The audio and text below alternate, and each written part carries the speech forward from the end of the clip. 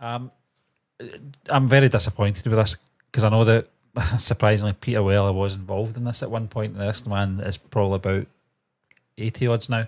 It's crazy, isn't it? It's crazy, yeah, but he was on board to come back to play obviously Alex J. Murphy / RoboCop, and this apparently was going to take place the day after the original film. And I can imagine Neill Blomkamp nailing this look and feel that you would believe 9%. You would believe as RoboCop 3, but yeah, well, I wasn't involved in that. I was going to say that though, Stephen. He wasn't involved in that film, and rightly so. I was going to get into the whole sequels. Yeah. Was it the right thing to do a sequel? Because you look at the second one, it's not doing great, is it, in terms of rating?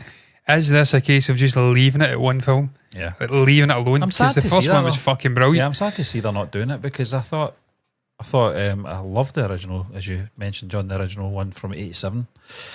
Stephen, I loved all the movies, and as a little guy, I was obsessed with it. 2 was okay as well, but I mean, the first one was so good. Yeah, it was, and I don't know how I was allowed to watch it.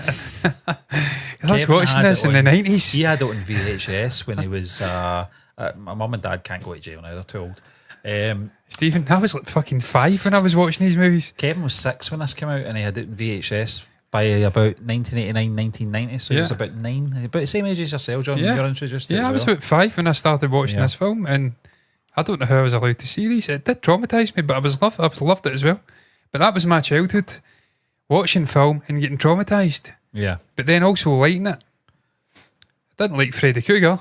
And obviously I grew up watching that for some fucking reason. That was introduced to me when I was about 6 as well, and haunted me for about a decade. Maybe not a decade, I wasn't 16 when I got over it. Maybe a couple of years it haunted me.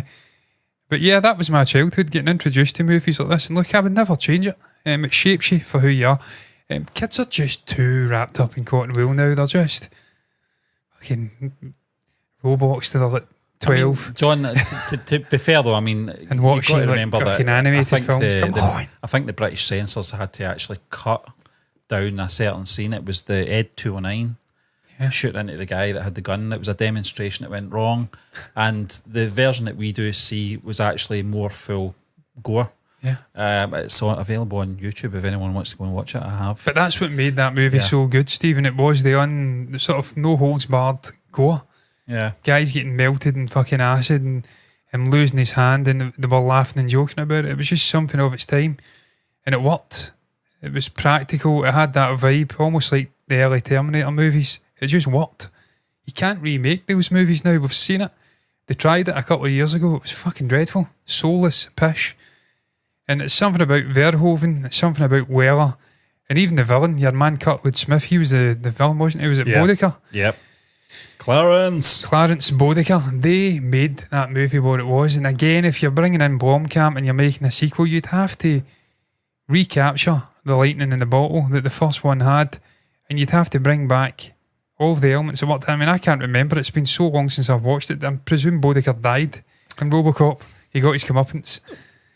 Do you remember the spike that came out of RoboCop's hand? It was to look for files. Yeah, he used that right in there. Right there, yeah. Yep. I need to get back and watch that film, man. It's been so long. Yeah, John, it's so quotable as well. But you're losing Boddicker. You can't. How are you going to top that villain? You just can't. Well, they tried to do it in obviously 2 and 3, didn't they? It didn't work. I think they did some kind of. I think Kane was the villain in RoboCop 2, the cyborg, which was a sort of more. Which one was it when he get took apart? I feel like that was everyone. I think RoboCop 2 was the one that happened quite a bit. Yeah, he kept getting taken apart. Yeah, some suit as well, though, wasn't it? Yeah, I fucking loved it. And I did read somewhere that originally the original director wanted Arnold Schwarzenegger, and I think he was close to obviously appearing in the film, but he was too big to fit in the suit.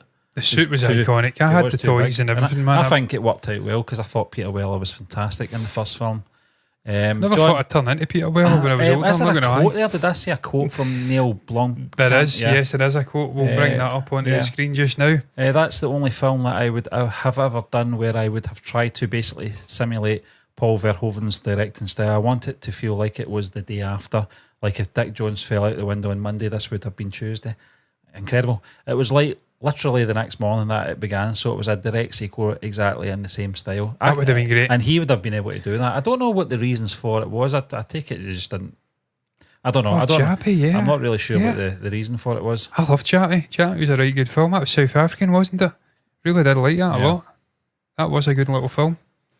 That was his. It was Blomkamp's RoboCop. Yeah. So you're kind of living vicariously through that film in a sense of what you'd have got with a RoboCop sequel. That was great. That was a good film. And again, it's just that concept of that it's more pertinent now than ever. What makes a human human, in a sense? I mean, you stripped him back to his bare components. It's just the brain and I think the heart and the lungs or something that's left.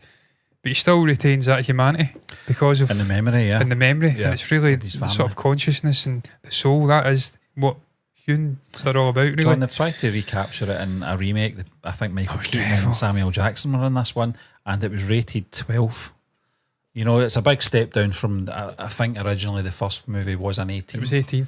And I think down the years it's been watered down to maybe This about is the 15 problem. or something It's like the that. problem with films these days, Stephen. Yeah. They spend so much money on films, and also the budgets have to be recouped in the Yeah. actual box office.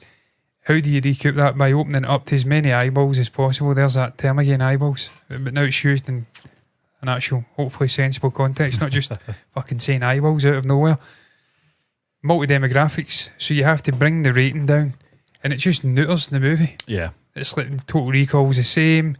If you were to go in and the Predator movies, they've just not got that sort of, don't know, intangible something that made those movies special in the 80s. I think the uniqueness of them as well at the time, it's not just obviously the period they were made in, they were original stories as well. I know RoboCop's probably based off graphic novels, but just the style of the way it was made, the way it was directed, the casting was fantastic as well. As you said, John, characters is a big thing as well. Yeah. Clarence J. Bodicker. He's just iconic, isn't he? Yeah, and as I said, so quotable as well. Can you fly, Bobby?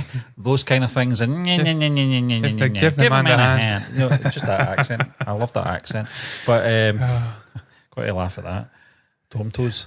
Where's that? Rotten Tom Toes. Tom Toes. Yeah. That's Screen Rant for you. Yeah. 32%. Well, to be fair, What? at least they're not using Chat GPT. Seriously, Chappie only get 32%? I think that's fucking harsh. I thought it was a not bad film, man. At least it was only on Tom Toes. It wasn't on thought it was Tomatoes. John, Genuinely thought it was decent. yeah. Yeah, that's crazy. I don't think I've seen that. I don't think I've seen It's a that cool little no. film. It's decent. Yeah. 56, I think, is more accurate. I'd give it like 50-60%. Thought it was watchable. Yeah. John, you disappointed this hasn't been made, this film? When was the talk of it being made, Stephen? We talked about it maybe 2 years ago. So he was going to remake it 2 years ago? Yeah. Nah, I'm glad it didn't happen then, Stephen.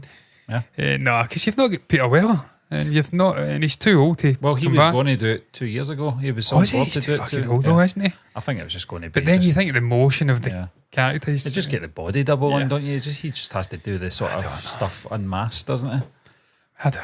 Nah, Stephen, just as I says, for the reasons I says, you can't make movies like that now. You just can't do it.